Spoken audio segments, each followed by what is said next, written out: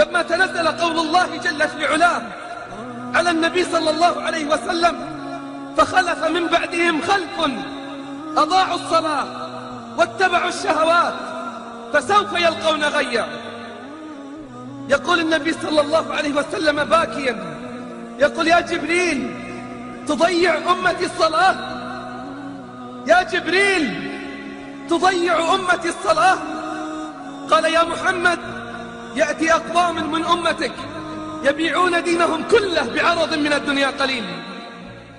فضيعت الصلوات وارتكبت المحرمات، كيف يستقيم الحال وكيف يتربى المجتمع على الفضيلة إن لم يحافظ على الصلوات؟ أليست الصلاة هي التي تنهانا عن الفواحش والمنكرات؟ أليست الصلاة هي التي تنهانا عن الفواحش والمنكرات؟ يكفينا أمرا ربانيا واحدا حتى نعلم عظم قدر الصلاة عند الله. أما يكفيك أن الله افترضها فوق السماوات؟ أما يكفيك أن تعلم من قدر الصلاة وعظم شأنها عند الله أنها فرضت فوق 7 سماوات وهو بالأفق الأعلى؟ إذ دنا فتدلى فكان قاب قوسين أو أدنى فأوحى إلى عبده ما أوحى. أمره ب50 صلاة فلا زال يخفف عنا حتى جعلت 5 صلوات بأجر 50. 5 صلوات بأجر 50. الصلاة نور، كيف تستطيع أن تسير في الظلمات؟ كثير يتخبطون، كثير يشتكون من الهموم والغموم، علاجهم الانضمام إلى صفوف المصلين. مآسي الشباب في كل مكان، وعلاجهم ادخلوا بيوت الرحمن، انضبطوا في صفوف المصلين. هذا هو الواقع، هذا هو الواقع، شئت أم أبيت. والله لن يستقيم حال الإنسان إلا إذا استقام على صلاته. قال صلى الله عليه وسلم: اكلفوا من العمل ما تطيقون واعلموا أن خير أعمالكم الصلاة. والله لن ينفعك صوم ولا حج ولا زكاة ولا أي نوع من الأعمال إلا إذا صلح أمر الصلاة. أول ما يسأل عنه العبد يوم القيامة سيسأل عن صلاته. إن استقامت وصلحت نظر الله في باقي الأعمال، وإلا قدمنا إلى ما عملوا من عمل فجعلناه هباء منثورا.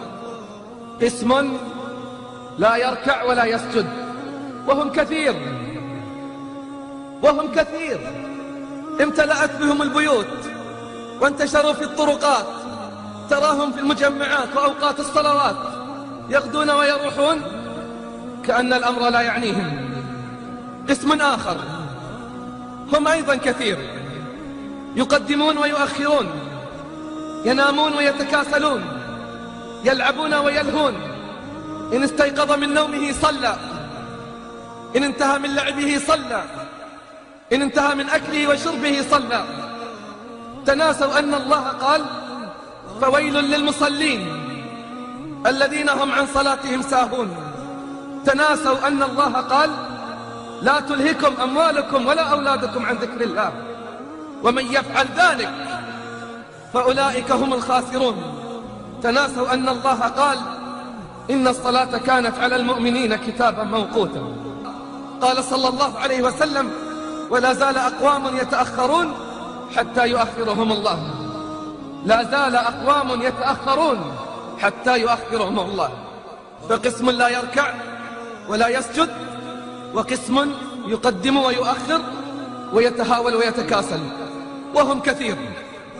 لا ينطلقون إلى المساجد إلا إذا سمعوا الإقامة أو انطلقت الصلاة بعد ركعة أو ركعتين. تناسوا أن الله قال: السابقون السابقون أولئك المقربون. قسم ثالث وهم قلة قليلة، وأنا أعني ما أقول، قلة قليلة مقارنة إلى تعداد هذه الأمة أمة المليار أو ما يزيد، تريد تشهد هذه القلة؟ اشهدها في صلاة الفجر، اشهد صلاة الفجر مع الجماعة حتى ترى عجب العجاب. ترى أن آلاف مؤلفة بل ملايين تغط في سبات عميق، وقلة قليلة هي التي انتصرت على فرشها وعلى شهواتها وانطلقت تجيب منادي الله.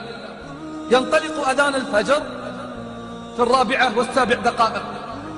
اخرج إلى الشارع، اخرج حتى تعرف مقدار المأساة. فلا تكاد ترى سيارة تتحرك، لا تكاد ترى إنسان يسير، لا تكاد تسمع أصواتا في البيوت. ادخل المسجد ترى آباء وكبارا في السن وقلة قليلة من الشباب الذين هداهم الله، والبقية الباقية تغط في سبات عميق، والبقية الباقية تغط في سبات عميق.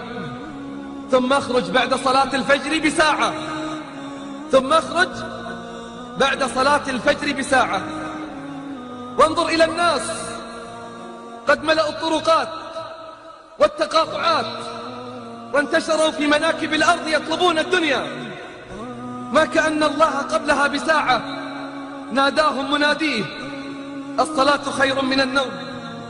وواقع حال كثير من الناس يقول النوم خير من الصلاة. أسألك بالله العظيم، أين صليت الفجر اليوم؟ في صفوف المصلين أم اتصفت بصفات المنافقين؟ أليس أثقل الصلوات عليهم صلاة الفجر وصلاة العشاء؟ أليست هذه الأمة قد اتصفت بالنفاق في مشارق الأرض ومغاربها؟ هذا هو الواقع، هذا هو الواقع، شئت أم أبيت.